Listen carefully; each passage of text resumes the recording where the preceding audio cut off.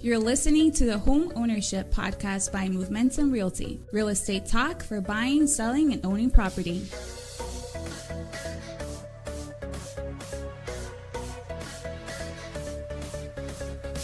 Hey guys, Sean Patrick Maloney here, broker owner of Movementum Realty, located in Hanover, Massachusetts.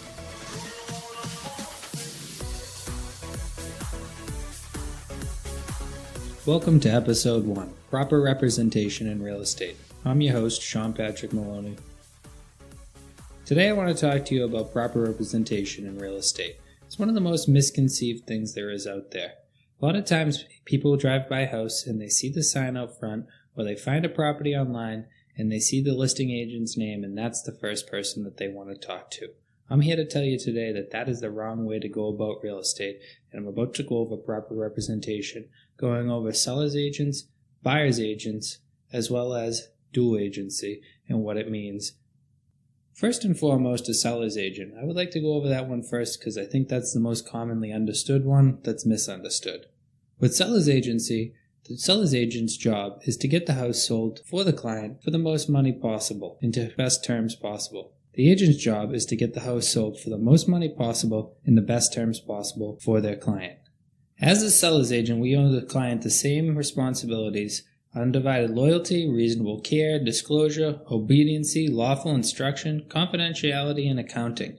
Both sellers and buyer's agents owe the client that. So that's why it's important to have representation on both sides. But again, the seller's agent for some reason is misconceived to be an agent for both people.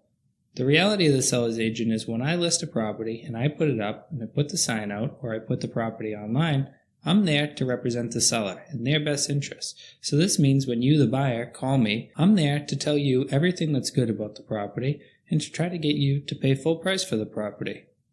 This is where a buyer's agent comes in. The buyer's agent owes you the same rights that were afforded to you by the seller's agent, except for they're there for your best interest. So working as a buyer's agent, my job is to get you the property for the least amount of cost and for the best terms possible for you. So that means that I'm there to make sure that you are being watched out for. So when we see a property on the side of the road or we see a property online, when we call that list agent, we're actually going about real estate the wrong direction. We're going to call the person thinking that we're going to get the house and we're going to get in there and that's the only person we call. But you actually have the right in the state of Massachusetts to have representation of your own. The great part about that representation is it's actually free of cost to you. As a seller's agent, when I originally negotiate the commission split with them, I actually put in a commission split for a cooperating agent called a buyer's agent. So that means as a buyer, you actually get free representation. So there's absolutely no reason that you should not be using a buyer's agent.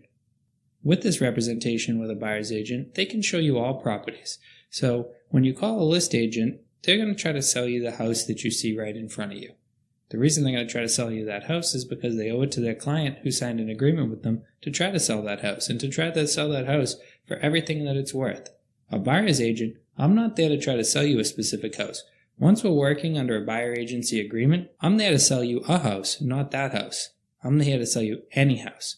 So that means when you tell me what you're looking for, I do my best to search through the MLS, Zillow, Trulia, Redfin, maybe Craigslist, for sale by owners, all that, and to try to find the exact house that matches your needs. So in doing so of hiring the buyer's agent, it ensures that you see the entire marketplace and it ensures that you get the best house possible for your money and for your situation. As a buyer's agent, I'm going to spend more time, effort, and energy in with you to make sure that this happens. Let's move on to what happens if you do use a seller's agent for it. So that's when it moves into what's called a dual agent. A dual agent is something that's very misconceived and very often really not totally explained to you, the buyer. Well, the rule is in Massachusetts, as soon as we move into dual agency, it actually must be informed and in written consent from both parties, the seller and the buyer. So this is the crazy part. You as a buyer are about to sign away your own rights because as a dual agent, I'm actually able to get rid of some of those rights that were afforded to you, including loyalty, full disclosure, and obedience. The reason for that is there's actually a conflict of interest. Think, if I'm there to get the seller the most money possible, how could I be there to get the buyer the house for the least money possible? So this means during some of the most important times, such as writing an offer, I'm actually not able to advise you on that offer. Because if I know things that are going to compromise the seller or the buyer, then how am I going to tell them what to offer the other person? Say for instance that I know that you're about to get divorced as a seller and that you're ready to take the house off the market or sell it today. I could tell the buyer that? No, I can't tell them that. So what I have to tell them is, I need you to put the best offer forward. And that is not exactly what most buyers are looking for. The reason that they have an agent is they're looking for our professional advice and advisement on what is the best way and best price to offer the person, as well as what are the best terms. Again, how can I represent both sides and still not disclose private information about them? I cannot. So therefore, dual agency is most commonly used for more advanced buyers and sellers who have done the process several times, and they're really not looking for that type of advisement. They're really just looking to get the transaction done. During a dual agency, the agent ends up taking both commissions.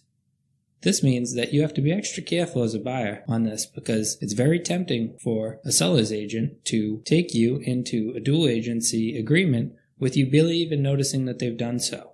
This brings up a conflict of interest as far as when you're talking with a seller's agent, letting you know that you should contact a buyer's agent. In the state of Massachusetts, we work under designated agency and traditional agency. These are two different types of agency that brokerages offer. Back in the day, the more common one was traditional agency. That was when you walked into a brokerage and everyone within that brokerage, they knew too much about you for it not to be called dual agency. Nowadays, with designated agency, it means that the specific agent that works for you is designated to be your agent, and another agent within that same brokerage can be the other side of the deal. So if you're representing the seller as an agent within a designated brokerage, it means that another agent within that brokerage could bring a buyer without moving into dual agency. Whereas with traditional agency, that would have been a conflict of interest and it would have been an automatic dual agency. The good news is that this is more common, but it's not a bad thing for consumers. The reason being is in this digital world where we're online all the time, we actually don't know much about each other's clients. We spend more time with our own clients. We don't share file folders. We actually quite often don't even actually have any paperwork on the desk or anything because it's all within the computer. So this means you can be okay with designated agencies. It's actually the most common agency in Massachusetts right now. Now that I've explained the different types of agency, I want to move into the next segment of this where we talk about how to choose a seller's agent and how to choose a buyer's agent. It's very common for people to think just because they see a lot of signs by an agent that that's the seller's agent that they need. I'm here to tell you that that is also wrong. The reason being is not that it's a bad thing for an agent to have a lot of listings, but if you were to think that someone had 20 or 30 listings, that they're going to give your house the same representation as somebody who has, say, 1 or 2 listings, that's wrong. Because it's most important for the person who doesn't have as much business to actually push the business that they have versus the person who has 20 or 30 listings. And quite commonly, the people who carry 20 or 30 listings do what's called buying listings, which is meeting with clients, listening to what they want to get for the property, allowing them to set the property price, only knowing that the property will not sell quickly, and then in time you'll be able to talk them down. Nobody likes the word price reduction as a seller. It's a terrible subject to go over, but unfortunately the agents who carry the most listings quite commonly use it as a tactic. They use it as a tactic to constantly fill a town with their signs and to know that that sign's going to be there for a while, just like a billboard, saying their name on it, increasing their listing volume, and increasing the amount of people that want to speak with them that are buyers that are calling in on those listings. When you inappropriately price a property, it does not move. Therefore, anyone carrying 20 or 30 listings at one time, it tells you either their properties are not being marketed correctly or the prices are off. There is no point in any real estate market, high or low, that anyone should be able to accumulate 20 to 30 listings, even if they're a high volume broker.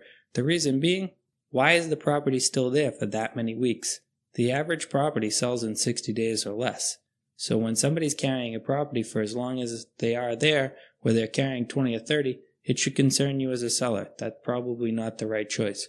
What you want to look for is agents with good track records, that with their past sales have sold houses in very short periods of time, and what they're selling the house for versus what they're listing the house for is very close, if not closing for over asking price with multiple offers, especially in the seller's market.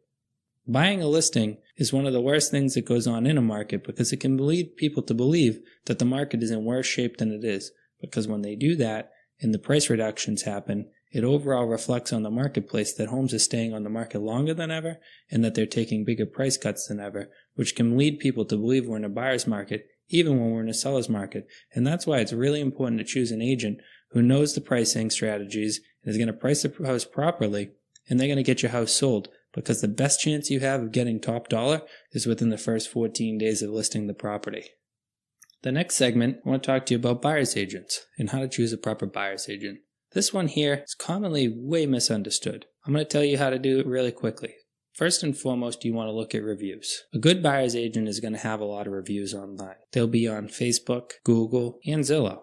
These reviews should be accurately written and not be something that we can tell was their mother writing them kind words about themselves.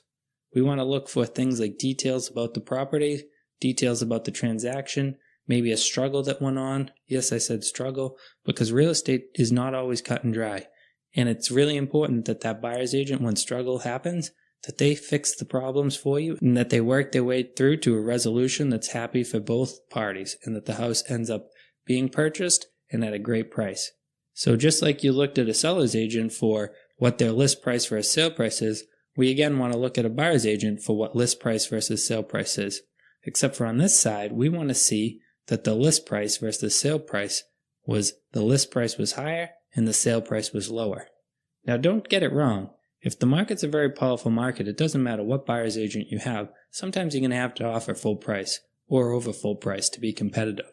But the average buyer's agent that's good at their job has many transactions where they purchased under list price and with terms that they wanted for their clients. Because remember, not always in real estate is it about lowest price. Sometimes it's about making things work, including move-in dates, as well as other things like negotiable items, such as big feature items in the house that you want to stay, like a hot tub or other amenities that are not part of the property.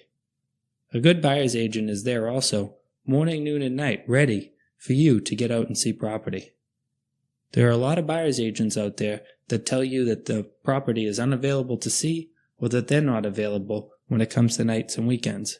But as you know, as a buyer, you know you're going to need to take a lot of time to get out and see properties, and it's not always functional to take time off of work. So a good buyer's agent is going to make time in their schedule to get you to be able to see the property on nights and weekends. When going out and looking at property, you'll also notice with a good buyer's agent that they're not trying to sell you on the property, but they're trying to listen to your needs and trying to show you the property that best matches your needs. A good buyer's agent isn't just going on the MLS and hoping the next property that pops up is the right one for you. They're looking high and low through all forms of media: Zillow, Trulia, Redfin, MLS, Craigslist, ForSaleByOwner.com, and the rest of the places where listings are, to make sure that you're seeing the entire marketplace and not just their own listings or not just the ones that are popping up on the MLS system. A good buyer's agent actually goes a really long way. I almost feel that a good buyer's agent is more important than a good seller's agent. Sometimes a person will list their property with one agent and buy their property with another agent. Though I don't suggest doing this, sometimes it's necessary. Sometimes you'll be buying in one area and selling in another. Now this is the last misconception I want to talk about really quickly with agency. An old school thought that most people have is that an agent must know the area in order to work in it. Well, that's dead wrong. Back in the day of paper and pen, that was important. There was no way to know where the best pizza place was. There was no way to know where the community hung out, what events were going on that weekend, or any of that. Well, the internet was invented, and we have things like Yelp, Facebook, Google, and many other resources where we can become an instant guide to a town, and we can show you where to go, what to do, and when to see it. This is very, very important to remember when you find a good agent.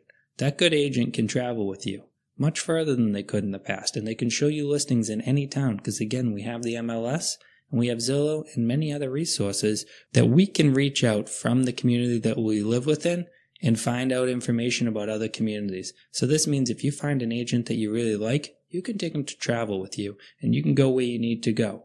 Lastly, that same agent, if you like them but they don't service the area, don't forget that they can refer you out. They can do a little bit of research and they can find you an agent outside the marketplace that they work in that is also highly qualified, and they can work as a guide for you.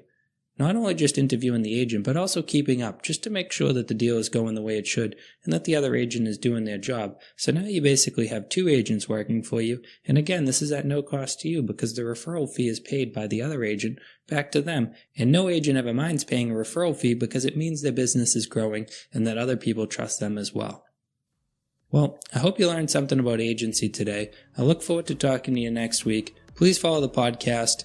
And also, please, if you have any questions, comments, or concerns, email them direct to me, Sean@movementumrealty.com, or message me on Facebook, Instagram, Twitter, LinkedIn, or any of the other social medias that we take part in.